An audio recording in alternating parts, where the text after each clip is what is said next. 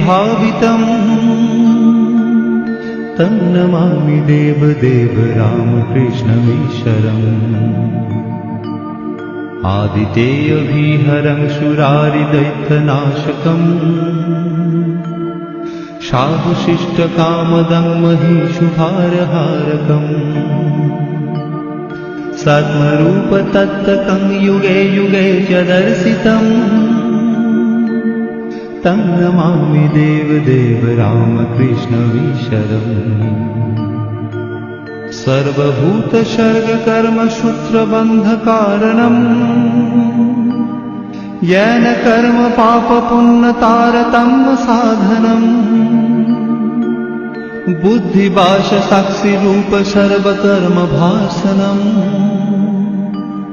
तं नमामि देवदेव रामकृष्णमीश्वरम्।